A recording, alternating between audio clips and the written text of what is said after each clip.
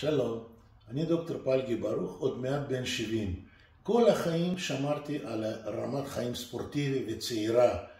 קאנטרי, הליכות, שחייה, טיולים בחו"ל וכל מיני דברים שעושים אושר ועושים את הבן אדם מאושר.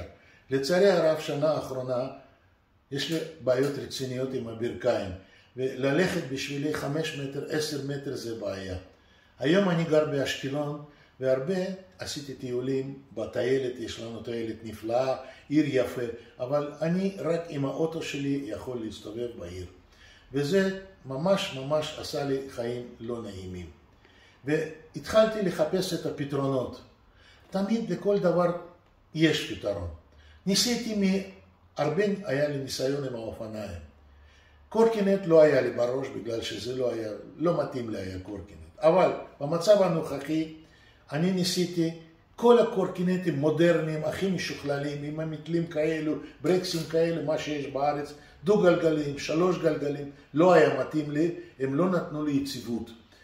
אני רופא ובן אדם עם הרבה ניסיון בחיים, ליפול צ'יק צ'ק אני הייתי יכול מהקורקינטים האלו.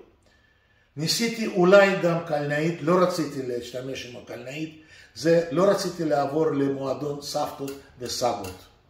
אז אני פתאום הכרתי בן אדם שהמליץ לי על הדגם מיוחד שאני יושב בה עכשיו. זאפי פרו. שאני ניסיתי, נסעתי ונכנסתי לאינטרנט, על החברה, על הבעלים, מי שמוכר את הסחורה הזאת. וחזרו לחיים. אני היום, אתמול, מחר, שלשום, 10 קילומטר, 12, 14 קילומטר, 15 קילומטר, עושה בטיילת בת ים בלי שום בעיה. יציבות, פעם אחת לא הייתה סכנה לנפילה.